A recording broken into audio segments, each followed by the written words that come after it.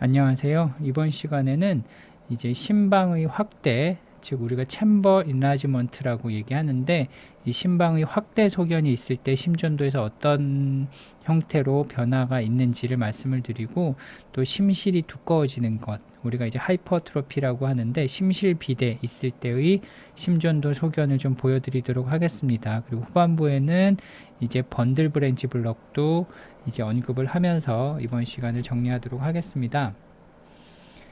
보시면 이제 83세 남자분, 이제 대동맥 협착증이 있는 환자분의 소견인데, 이제 앞서 했던 그 심전도의 소견을 심전도에 리딩하는 방법을 가지고 판독을 해보면 역시 마찬가지로 이제 제일 밑에 있는 리듬 스트립을 가지고 판독을 시작을 할 수 있겠죠. 그 리드 2. 그래서 전반적인 리듬 자체는 레귤라 일정하게 가고 있고, 퓨웨이브도 있고, 엑시스도 보면 리드 1이 플러스, AVF가 플러스, 그러니까 엑시스도 정상 엑시스라고 볼 수가 있죠.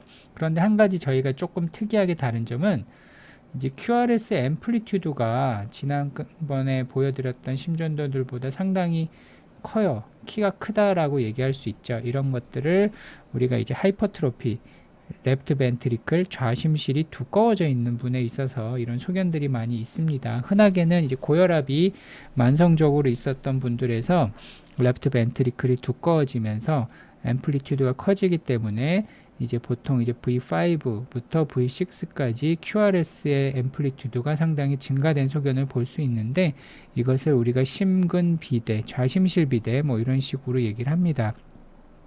영어로는 이제 하이퍼트로피. 그래서 보통은 이제 대동맥 판막 협착증 있거나 또는 뭐 고혈압이 있는 분에서도 이런 소견들이 나올 수가 있어요. 그래서 이런 것들을 좀 보여드리도록 하겠는데, 이제 레프트 벤트리클 하이퍼트로피라고 하는 것의 정의는 이제 아까 말씀드린 대로 좌심실이 정상보다 많이 두꺼워져 있는 경우 이렇게 얘기를 합니다.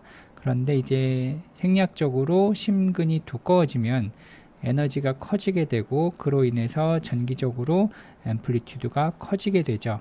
그래서 심전도에서도 QRS가 상당히 높아지는 패턴을 보이게 되는데, 정상인에 비해 왜 이렇게 높아지는지를 좀 보여드리도록 하겠습니다.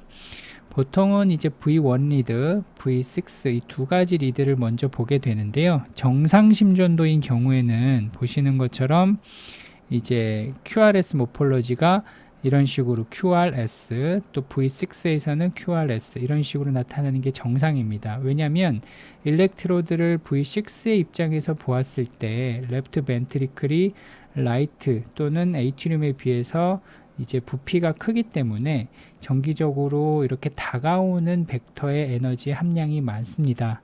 그리고 심전도의 기본적인 원리상 전기적인 신호가 가까워진다. 그러면 보통 이제 플러스의 형태를 나타내게 되고요. 그 다음에 이제 전기적인 신호가 멀어진다. 그러면 그것은 보통 마이너스 벡터로 나타나게 됩니다.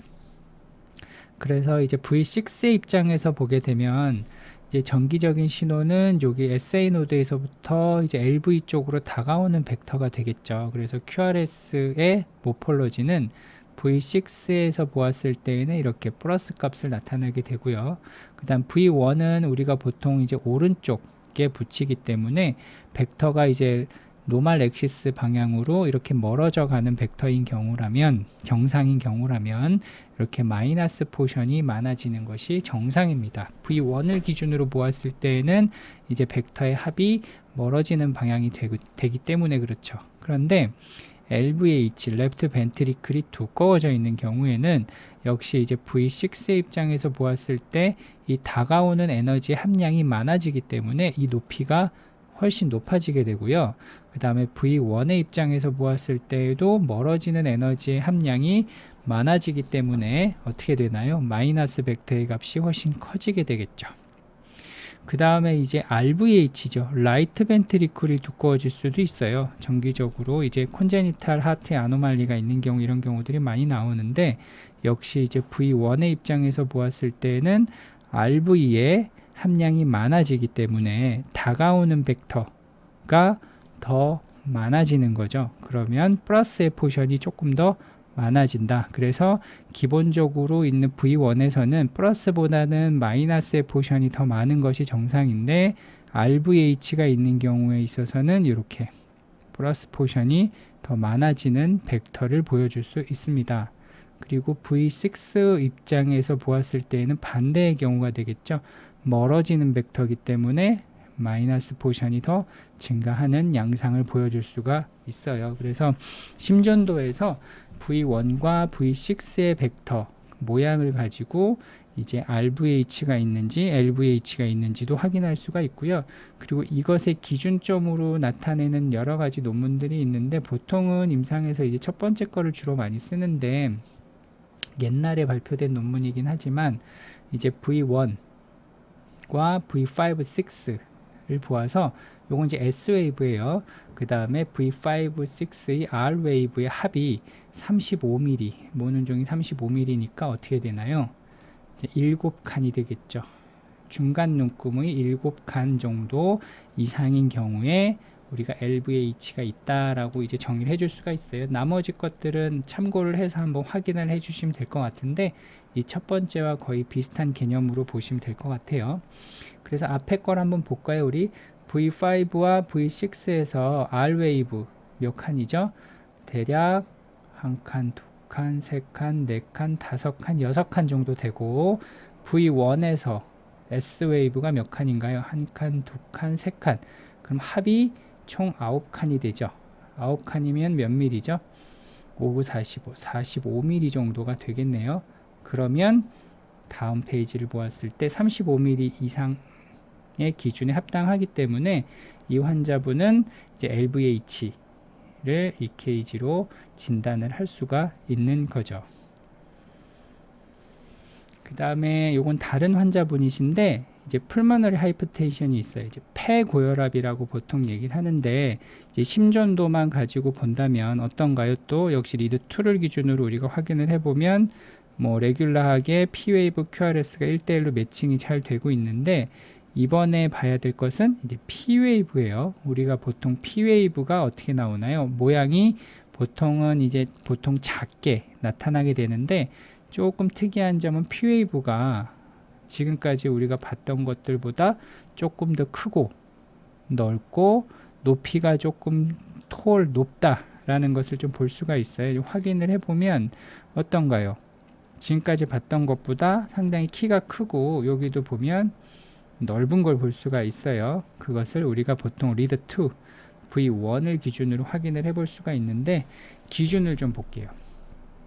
우리가 P웨이브는 보통은 라이트 에이티륨과 레프트 에이티륨에서 나오는 신호의 합이라고 얘기를 할 수가 있어요. 그래서 이제 정상적인 것을 한번 봅시다. 정상적으로 P웨이브가 아주 작기는 하지만 이제 V1에 리드를 붙이게 되는 입장에서 보았을 때 심장이 다음과 같은 위치를 하게 되거든요. 그래서 라이트 에이티륨에서 전달이 되는 신호와 그 다음에 레프트 에이티륨에서 전달이 되는 신호의 합이 이렇게 정상적인 P웨이브에서 나타날 수가 있어요.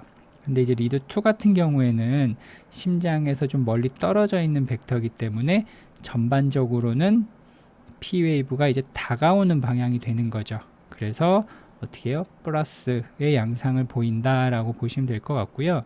V1 같은 경우는 보통 이제 좌우를 나누는 기준이 되기 때문에 V1이 보통은 어떻게 되나요? 오른쪽에 붙이잖아요. 그래서 여기에 이제 V1을 붙인다 그러면 라이트 에이티륨과 레프트 에이티륨이 좌우로 나눠지는 기준점이 된다고 볼 수 있어요. 그래서 보통 이제 정상적으로는 V1이 라이트 에이티륨과 레프트 에이티륨을 나타낸다고 보았을 때 이런 식으로 태극선의 모양, 태극의 모양으로 이렇게 파도 치듯이 이렇게 나오는 게 보통은 정상이죠. 왜냐하면 라이트 에이티륨은 보통 V1의 입장에서 보았을 때는 다가오는 벡터이기 때문에 플러스, 레프트 에이티륨은 멀어지는 방향이기 때문에 마이너스, 이렇게 합으로 이렇게 나오는 게 보통은 정상인데 예를 들어서 이제 라이트 에이티륨이 커져 있다. 뭐 임상적으로는 아까 보여드렸던 이제 폐고혈압이 있는 경우에 라이트 벤트리클로 프레셔가 전달이 되고 그게 라이트 에이티륨으로 전달이 되면서 우심방이 커지는 결과를 나타나게 되죠. 그런 경우에 이 RA에 해당하는 포션이 커지게 되는 거예요. 앰플리튜드가 커지면서 이렇게 키가 커지는 모양을 가지게 되고요. 그 다음에 리드 2 V1의 입장에서 보았을 때는 마찬가지로 이렇게 RA가 커지는 모양이 되는 거죠. 근데 이제 만약에 레프트 에이트리움이 커져 있다. 뒤에서 보여드리긴 하겠지만 레프트 에이트리움 같은 경우에는 이제 마이트럴 밸브에 스테노시스가 있거나 하는 경우에 레프트 에이트리움이 프레셔 때문에 커질 수밖에 없어요. 그런 경우는 어떻게 되나요? 리드 2의 입장에서 본다면 레프트 에이트리움의 포션이 커지기 때문에 보통 이렇게 돼서 이렇게 떨어지는 게 아니라 레프트 에이트리움 부분이 이런 식으로 도드라져서 우리가 흔히 얘기하는 어떤 거 M자 모양, 그래서 보통 이제 낙타의 혹처럼 이런 식의 모양을 가지는 게 리드 2에서 이제 레프트 에이트리움의 인라지먼트 소견이다 라고 얘기할 수가 있고요. V1의 입장, V1의 리드를 본다면 이제 좌우에 보통 기준점이 되기 때문에 레프트 에이트리움에서 이제 신호가 멀어지는 벡터가 커지기 때문에 이렇게 마이너스 포션이 좀 커져서 이렇게 도드라지는 소견이 나오면 이제 우리가 레프트 에이트리움이 커져 있다 라고 얘기를 합니다. 그래서 정리를 해보면 라이트 에이트리움이 커져 있다 라고 하면 보통은 이제 P 웨이브가 커지고 그 다음에 그 리드 2나 V1에서 모두 커지고 이걸 보통은 이제 P 풀모날레 이렇게 얘기를 하고요. 레프트 에이트리움이 커져 있다 라고 하면 이제 리드 2에서는 이렇게 M자 모양의 시그널이 나오게 되고 또는 V1에서도 이렇게 태극선 모양이 나오게 되는데 LA 포션이 조금 더 도드라진다. 이걸 우리가 P 마이트럴 이렇게 얘기를 합니다. 보통 이제 마이트럴 밸브의 이상에 의해서 LA 인라지먼트가 생기기 때문에 이렇게 부르게 되는 겁니다. 요건 이제 코끼리 그 어린 왕자 소설 보면 이런 거 많이 나오죠. 그 코끼리를 먹은 뱀 그 모양과도 유사하다라고 얘기를 해요. 그래서 이제 79세 남자분인데 이제 COPD가 있어요. 렁이 안 좋기 때문에 앞에서 보여드렸던 풀머너리 하이퍼텐션과 유사한 소견이 있겠죠. 그래서 한번 확인을 해봅시다. 리드 2의 입장에서 보할 때 어떤가요? P웨이브의 키가 상당히 커져 있어요. 근데 이게 커져 있다라 그러면 라이트 에이트리움이 커진 건지 또는 레프트 에이트리움이 커진 건지 알 수가 없어요. 그래서 V1을 보게 되면 어떤가요? 플러스 마이너스의 형태로 보일 수가 있죠. 마이너스 포션이 좀 크네요. 그렇다면 이분은 어떤가요? 레프트 에이트리움도 일부 커져 있을 가능성이 높은 거죠. 다음 환자를 한번 볼까요? 71세 이제 마이트럴 밸브 스테노시스 전형적인 레프트 에이트리움 인라지먼트가 있는 분이세요. 보시면 이제 리드 2를 보게 되면 이제 M자 모양으로 나오죠. M자 앞에 포션이 라이트 에이트리움, 뒤쪽 포션이 레프트 에이트리움 이렇게 되는 거고요. 또 하나 이제 V1을 보게 되면 어떤가요? 플러스 마이너스. 그래서 플러스가 라이트 에이트리움, 마이너스 포션이 레프트 에이트리움 커져 있다라는 것을 우리가 심전도만 보고도 알 수가 있고요. 그 다음에 추가적으로 뭐 밸브에 머머를 듣는다든지 해서 이제 마이트럴 밸브의 스테노시스까지도 추가적으로 우리가 진단을 하는 것이 가능합니다. 그래서 저희가 여기까지는 이제 심장이 커져 있다 또는 두꺼워져 있다 이런 소견을 심전도를 통해서도 간접적으로 확인할 수 있는 거를 이해를 했고요. 그 다음에 심전도에서 우리가 이제 번들 브랜치 블럭이라는 것을 흔히 볼 수 있는데 어렵지는 않습니다. 눈으로 금방 이해할 수 있어서 원리를 좀 간단하게 설명을 드릴게요. 정상적으로 심장의 전도는 이렇게 됩니다. 이제 SA 노드에서부터 신호가 만들어지면 가운데에 있는 AV 노드로 전달이 되고 그것이 이제 왼쪽, 그 다음에 오른쪽 이제 컨덕션 트랙을 따라서 전달이 되죠. 그래서 보통 정상적으로는 V1에서 이런 모양, 아까 말씀드린 것처럼 벡터의 합이죠.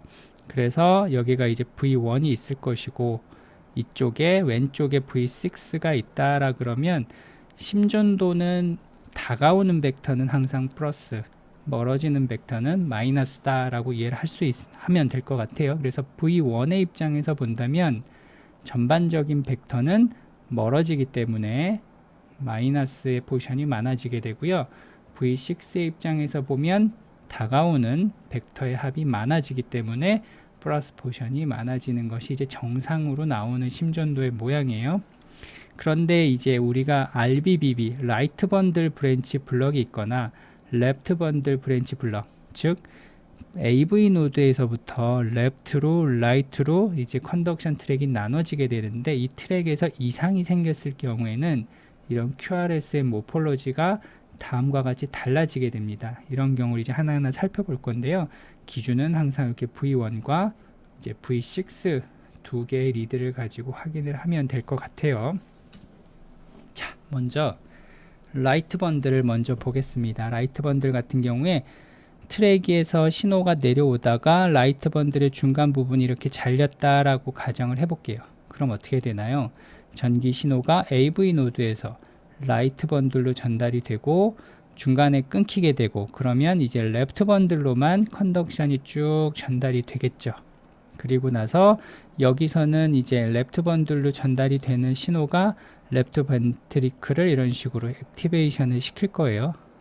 그래서 우리가 이제 1번 포션이 이제 V1의 입장에서 여기 V1이 있다고 생각을 하고요. V6 리드를 이쪽에 붙였다라고 생각을 하면 V1에 있어서 첫 번째 R 웨이브는 여기서부터 레프트 벤트리클로 신호가 전달이 되고 septum을 먼저 액티베이션을 시킵니다. 그러면 이제 V1의 입장에서는 이제 다가오는 시그널이 있기 때문에 이니셜 R 웨이브가 생성이 되고요. 두 번째, 다시 이제 뒤쪽으로 레프트 번들이 액티베이션이 되면서 이제 컨덕션이 이쪽으로 마이오카디움을 통해서 전달이 될 거예요. 그러면 두 번째 딜레이드 포텐셜 액티베이션은 이런 식으로 septum에서부터 벤트리클 쪽으로 멀어지는 액티베이션이 나오겠죠. 그리고 이때는 또 이제 트랙은 왼쪽은 살아있기 때문에 이쪽으로 신호가 계속 전달이 되면서 역시 레프트 벤트리클까지도 디폴라리제이션, 즉 액티베이션이 될 거예요. 그렇다 그러면 어떻게 되나요? V1의 입장에서 본다면 멀어지는 벡터, 컨덕션 벡터가 나오기 때문에 두 번째 마이너스 포션이 나올 거고요. 이제 세 번째, 이건 어떻게 되느냐면 최종적으로는 라이트 번들이 컨덕션이 안 되기 때문에 레프트 벤트리클이 액티베이션이 되고 추후에 마이오카디움을 따라서 이런 식으로 액티베이션이 전달이 될 거예요. 그래서 최종적으로는 이제 마이오카디움을 따라 또 컨덕션이 되는 세 번째 벡터가 나오게 되죠. 근데 이때는 어떤가요? 레프트 벤트리클의 머슬 매스가 라이트 벤트리클보다 훨씬 많기 때문에 이때 나오는 앰플리튜드는 이니셜 R에 비해서 높게 되어 있어요. 그래서 이때 나오는 거는 R', 두 번째 벡터를 이제 R'이라고 얘기를 하고, 앰플리튜드는 이니셜 R보다 크다. 그래서 R보다 R'이 보통 크게 나오게 되는 거죠. 이게 정상적인 라이트 번들 브랜치 블락에서 나오는 V1 리드에서의 패턴이고요. V6는 어떤가요? V6는 V1과 반대쪽에 있는 벡터이기 때문에 V1을 뒤집어주면 이 모양이 그대로 나오죠. 이 부분이 Q 웨이브처럼 보이게 될 것이고, S 웨이브, 팁 S 웨이브는 마찬가지로 R 웨이브처럼 나올 것이고, R' 부분은 이제 S 웨이브처럼. 그래서 V6는 V1의 정반대, 뒤집어 놓은 모양으로 나온다. 그래서 RS R'인데 두 번째 R'의 값이 더 크다. 이게 이제 전형적인 RBBB 패턴이다 라고 이해를 하시면 될 겁니다. 레프트 번들 브랜치 블락인 경우는 어떤가요? 똑같은 과정으로 생각을 해볼게요. 이제 AV 노드까지 컨덕션이 되고 레프트 번들을 따라 컨덕션이 되는 신호가 블럭이 됐어요. 그러면 또 마찬가지로 우리가 V1의 입장과 V6의 입장에서 나눠서 살펴보면, 먼저 septum에서 액티베이션이 되고 그 다음에 이제 라이트 번들을 따라서 먼저 액티베이션이 되겠죠. 근데 여기까지는 되지만 레프트 번들이 블럭이 됐기 때문에 이니셜 액티베이션은 그쵸, 라이트 번들에 의한 septal 액티베이션이 먼저 될 거예요. 그리고 이쪽으로 이렇게 신호 전달이 될 것이고, 나중에 마이오카디움을 따라서 천천히 전달이 되겠죠. 그러면 전반적인 신호는 V1에서 멀어지는 벡터가 될 거예요. 그래서 딥 S 웨이브 QS 패턴처럼 리드 1 네거티브, 리드 3가 네거티브가 되고, 리드 2에서 살짝 이렇게 플러스의 양상을 보일 수가 있는데, 이 부분은 여기 레프트 번들을 따라 내려온 신호들이 이제 액티베이션이 되면서 V1 쪽으로 약간 다가오는 신호들이 있을 경우에는 약간 플러스처럼 보일 수도 있어요. 그래서 전반적인 경향은 레프트 번들이 블럭이 되고, 그럼으로써 라이트 번들에 의한 액티베이션이 마이오카디움을 통해서 뒤늦게 전달이 된다. 그래서 벡터는 V1에서 멀어지기 때문에 이렇게 딥 S, QS 패턴으로 보일 수 있다. 이게 이제 전형적인 레프트 번들 브랜치 블럭의 패턴이고요. 마찬가지로 V6는 V1의 반대 모양이기 때문에 V1을 이렇게 뒤집어 주면 V6의 모양이 나오는 패턴입니다. 그래서 우리가 전형적인 LBBB, RBBB의 모양을 이해를 해야 이제 비전형적인 RBBB와 LBBB를 나중에 구분할 수가 있어요. 그래서 실제 환자를 한번 볼게요. RBBB인데 어떤가요? V1 리드를 보시면 RSR 패턴으로 보일 수가 있죠. 그래서 여기를 좀 확대를 해볼게요. 이 부분을. 그래서 이니셜 R이 있고 뒤쪽 R 프라임이 있고, QRS는 어떤가요? 하나, 둘, 셋, 넷, 대략 5칸 정도. QRS 듀레이션은 4칸이라고 하면 약 160ms. 이제 정상적인 QRS의 듀레이션은 얼마였죠? 120ms 였기 때문에 QRS의 듀레이션은 길고, RSR 프라임, 뒤쪽 R 프라임이 긴 전형적인 R 라이트 번들 브랜치 블럭 패턴이다. 이렇게 이해하면 될 것 같고요. LBBB 마찬가지로 이렇게 딥 QS 패턴이 보이고, QRS 듀레이션은 어떻게 되죠? 대략 1칸, 2칸, 3칸, 4칸 넓어져 있는 걸 볼 수 있죠.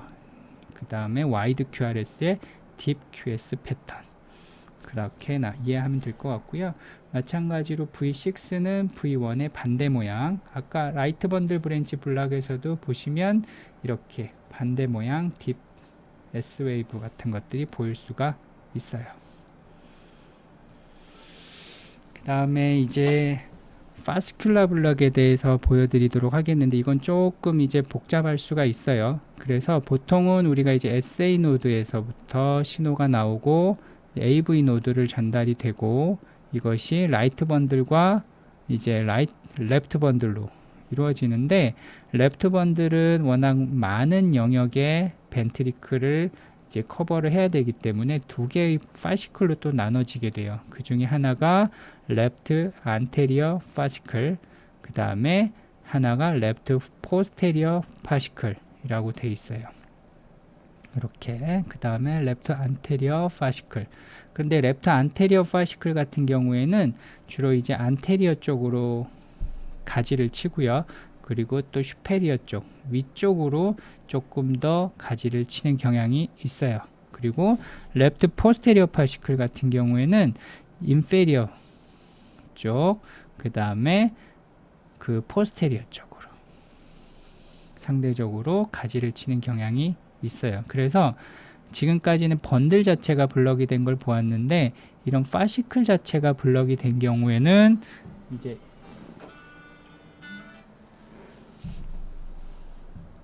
엑시스가 약간 변할 수가 있어요. 그런 것들을 좀 보여드리려고 하겠는데, 예를 들어서 레프트 안테리어 파시클이 블럭이 되었다.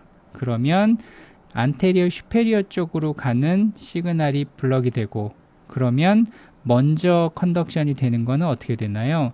레프트 포스테리어 파시클 쪽으로 먼저 이렇게 컨덕션이 되겠죠. 왜냐하면 트랙을 따라 전달되는 신호가 훨씬 빠르기 때문에 그래요. 그리고 나서 늦게 딜레이드하게 지연성으로 마이오카디움을 따라서, 즉 레프트 안테리어 파시클 쪽으로 서서히 전달이 될 거예요. 컨덕션들이 이런 식으로. 그 위치가 어디 쪽이라고요? 안테리어 슈페리어 쪽으로. 그렇게 되면 전반적인 벡터는 어떻게 되죠? SA 노드에서부터 AV 노드를 거쳐서 랩트 안테리어 파시클 쪽으로 약간 이렇게 액티베이션이 엑시스가 변화가 되겠죠.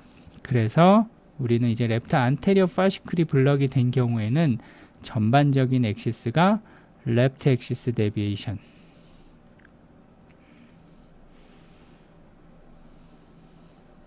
이 됩니다. 그래서 이런 엑시스 데비에이션을 가지고 우리는 이제 랩트 안테리어 파시클 블럭을 확인을 해볼 수가 있어요. 그럼 똑같은 원리로 이제 랩트 포스테리어 파시클 블럭이 된 경우를 한번 볼까요? 이제 예를 들어 AV 노드에서부터 랩트 안테리어 파시클, 랩트 포스테리어 파시클과 랩트 안테리어 파시클이 있는데 예를 들어서 이제 이게 블럭이 되었어요. 그럼 어떻게 되나요? 먼저 랩트 안테리어 파시클 쪽으로 액티베이션이 되고 뒤늦게 이런 식으로 랩트 포스테리어 파시클 쪽으로 액티베이션이 되겠죠. 그럼 전반적인 액티베이션 시퀀스는 AV 노드를 거쳐서 이런 식으로 흘러갈 거예요. 그러면 랩트 포스테리어 파시클이 블럭이 된 경우라면 엑시스가 어떻게 되죠? 라이트 엑시스 데비에이션이 되겠죠. 이것은 이제 랩트 안테리어 파시클과 랩트 포스테리어 파시클의 해부학적인 위치 때문에 그렇게 돼요. 그래서 그쪽 파시클이 블럭이 되면 그쪽의 마이오카디움이 가장 늦게 디폴라리제이션, 즉 액티베이션이 되면서 전반적인 엑시스가 약간 틀어지게 되고 그걸 바탕으로 우리가 안테리어 파시클 또는 포스테리어 파시클이 블럭이 되어 있을 거다라고 이제 확인을 할 수가 있어요. 자, 이제 실제 환자분 심전도를 가지고 랩트 엑시스, 라이트 엑시스 데비에이션을 좀 알아보도록 하겠는데요. 이 심전도는 이제 랩트 엑시스 데비에이션이 의심이 되는 분이고요. 그래서 랩트 안테리어 파시큘라 블럭을 추정할 수 있는 분인데 보시는 것처럼 리드 1인 경우 어떻게 돼 있죠? 네. 리드 1 같은 경우 잠시만요. 네, 리드 1 같은 경우에는 이제 플러스가 나오고 있고 AVF는 마이너스. 그래서 우리가 앞에서 배운 대로 해봅시다. 플러스 마이너스. 그래서 리드 1이 플러스 이렇게 될 것이고요. Y, AVF는 마이너스가 되는 거죠. 그러면 이쪽이 마이너스가 돼요. Y축은. 그러면 전반적인 벡터는 이쪽으로 흘러가게 될 것이고 그러면 어떻게 되죠? 정상적인 범위. 이제 4사분면에서 약간 왼쪽으로 치우신 그쵸? Left Axis Deviation Left Axis Deviation이 되는 거죠. 그래서 보통 뭐 약자로 LAD 이렇게 표시를 하는데 그래서 우리가 랩트 안테리어 파시클 블락이 의심이 된다라고 하고요. 파시클 블락이 있는 경우에 어쨌든 컨덕션 딜레이가 있기 때문에 QRS 듀레이션이 조금 넓어질 수는 있어요. 근데 이제 V1 이런데 한번 볼까요? QRS 듀레이션이 어떤가? QRS가 어떤가요? 한 칸, 두 칸, 세 칸, 120ms 약간 넓어져 있는 정도예요. 그러니까 파시클 블락이 있는 경우에 우리가 흔히 QRS 듀레이션이 이제 120ms보다 넓어져 있는 경우도 있지만 이제 정상적인 범위 내에 있는 경우들도 꽤 있어요. 그래서 이런 경우에 이제 반드시 QRS가 120ms 이상 넓어지지는 않는다. 가장 중요한 것은 이제 엑시스 데비에이션을 좀 보는 것이 필요하다라고 이해하시면 될 것 같아요. 그 다음에 랩트 포스테리어 파시클 블럭이 있는 경우 한번 볼게요. 엑시스가 어떤가요? 리드 1이 마이너스, AVF는 플러스가 되죠. 그러면 리드 1 같은 경우 마이너스예요. X축이 어떻게 되나요? 이렇게 되죠. X축이 마이너스가 될 것이고요. AVF는 플러스예요. 이쪽으로 되겠죠. Y축은 플러스, 이쪽이 플러스라 그랬고 그럼 전반적인 벡터는 이쪽으로 흘러갈 거고 그러면 어떻게 되죠? 라이트 엑시스 데비에이션이 되겠네요.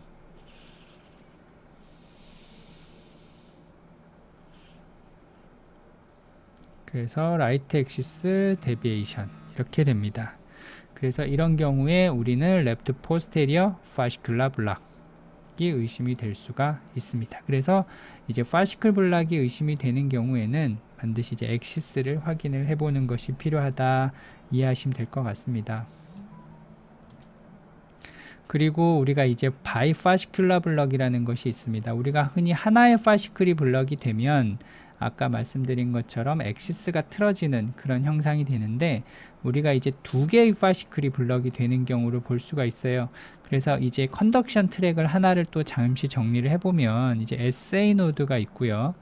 이게 AV 노드, 그 다음에 이제 두 가지로 나뉘죠. 레프트 번들, 라이트 번들. 이렇게. 그 다음에 레프트 번들 같은 경우에는 안테리어 파시클, 포스테리어 파시클 이렇게 나눠지게 되는데 이때 나오게 되는 하나하나의 트랙들을 하나의 컨덕션 트랙이라고 생각을 할 수가 있어요. 그래서 예를 들어서 이제 SA 노드에서부터 AV 노드로 전달되는 H룸에서의 컨덕션을 하나의 트랙이라고 볼 수 있고 또 하나 레프트 번들로 가는 트랙을 또 하나의 트랙이라고 볼 수 있고요.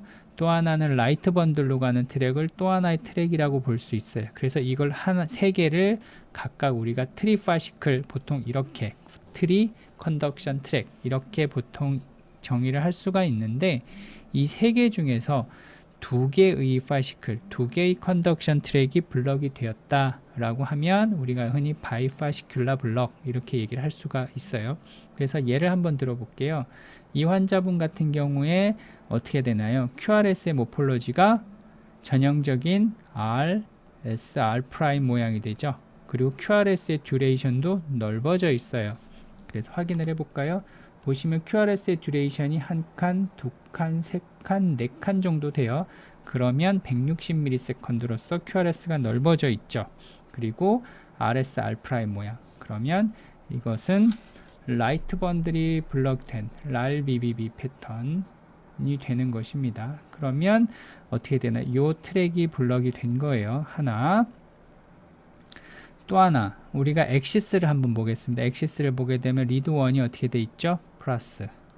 그 다음에 AVF는 어떻게 돼 있나요? 마이너스.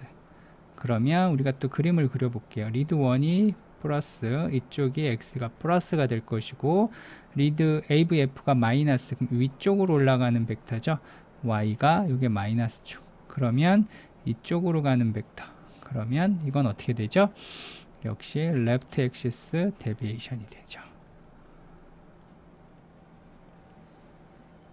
그러면 어떻게 되죠? 이거는 레프트 안테리어 파시큘라 블럭이 되는 것이죠.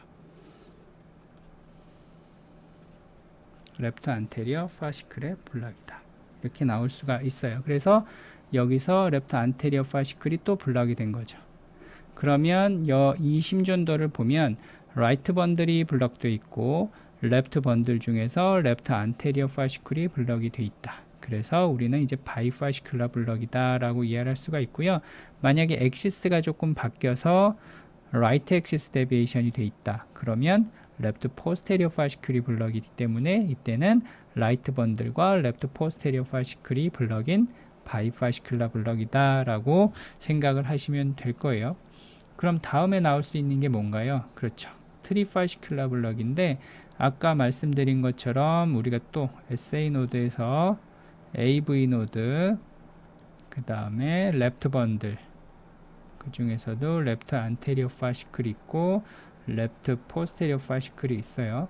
그 다음에 또 어떻게 되죠? 라이트 번들에서 이렇게 나온다라고 봤을 때 이분은 어떤가요? 천천히 해봅시다. RBBB 패턴, 전형적인 RBBB죠. 그러면 역시 요 라이트 번들이 블럭 돼 있고 엑시스 한번 볼까요? 엑시스 플러스 AVF 마이너스. 그러면 그려보면 어떻게 되죠? X축은 플러스 Y축은 마이너스니까 위로 올라갈 거예요. 이렇게. 그러면 벡터는 이렇게. 그러면 어떻게 되죠? 이것은 레프트 엑시스 데비에이션이 되고 그럼 결국 이것은 어떻게 되나요? 레프트 안테리어 파시클이 블럭된 소견이죠. 그러면 레프트 안테리어 파시클이 블럭될 거고 또 하나의 파시클이 어디 있나요? 그쵸. SA 노드에서부터 AV 노드까지 컨덕션 되는 요 하나의 트랙이 또 블럭이 됐을 수도 있는데, 요 트랙은 블럭이란 개념보다는 우리가 지연장애라고 얘기를 해요. 딜레이 됐다. 딜레이 됐다라고 얘기하는데, 보통은 이제 PR 인터벌이 정상 범위가 얼마였나요? 즉 120에서 200ms까지가 정상인데, PR 인터벌이 200ms 이상이다라 그러면 컨덕션 딜레이가 있다라고 얘기를 하고, 이것을 우리가 흔히 블럭의 개념을 쓰고 있어요. 그래서 여기를 한번 볼까요? PR 인터벌 한번 볼게요. 몇 칸이나 되나요? 하나, 둘, 셋, 넷, 다섯, 여섯, 7칸 정도. 7칸이면 어떻게 되나요? 그쵸. 280ms, 즉 200ms 이상이 되죠. 그러면 이것은 컨덕션 딜레이가 있다 라고 얘기를 하고, 요것도 마찬가지로 우리가 이제 블럭이 됐다라고 얘기를 해요. 근데 블럭이 됐다라는 게 이제 완전히 컨덕션이 차단이 된 게 아니고 지연장애 개념이 들어가는 거죠. 그러면 PR 인터벌이 늘어난 것까지 해서 토탈 1개, 2개, 3개의 파스클 컨덕션 트랙이 블럭이 되었다. 그래서 이 경우에는 이제 트리파시큘라 블럭이다 라고 얘기를 해요. 근데 이런 경우에 일상생활 하는 데는 큰 문제가 없어요. 하지만 컨덕션 자체에 어떤 전반적인 장애가 있기 때문에 실제 환자분이 운동을 한다거나 뭐 트레드밀 테스트를 했을 때 완벽한 블럭이 나올 수도 있어요. 그래서 실제 운동을 해보는 경우들이 많은데, 이렇게 트레드밀 테스트, 운동 부하 검사를 했을 때 이 이니셜에 트리파시큘라 블럭이 있던 아까 그 환자분이에요. 레이트가 빨라지고 운동을 했을 때 보면 어떻게 되나요? P웨이브가 이렇게 있죠. PPP 나오는데 뒤에 QRS가 전혀 나오질 않아요. 즉 P웨이브는 만들어지지만 그것이 AV 노드를 거쳐서 벤트리클로 전달이 안 되는 완벽한 블럭, 컨덕션 차단이 생기는 거죠. 그래서 이런 경우에는 이제 반드시 운동 부하 검사를 해서 실제 운동을 했을 때도 이런 차단 현상이 없는지 있는지를 반드시 확인을 해봐야 돼요. 그래서 이렇게 블럭이 있을 경우에는 이후에 이제 뭐 박동기를 넣는다든지 추가적인 치료가 필요합니다. 그래서 이 트리파시큘라 블럭이 있는 환자분들 같은 경우에는 연세가 들면서 완벽한 차단 AV 블럭이 나올 수도 있고, 운동을 할 때도 블럭이 올 수 있기 때문에 면밀한 검사가 필요합니다. 그래서 여기까지 긴 시간을 달려왔고요. 심장의 챔버, 그 다음에 심실의 비대, 그 다음에 번들 브랜치 블럭, 그 다음에 트리파시큘라 블럭까지 저희가 이해를 할 수 있었어요. 다음 시간부터는 이제 심전도에서 우리가 가장 중요한 부분이라고 할 수 있는 심근경색, MI, 마이오카디악 임팍션에 대해서 알아보도록 하겠습니다. 감사합니다.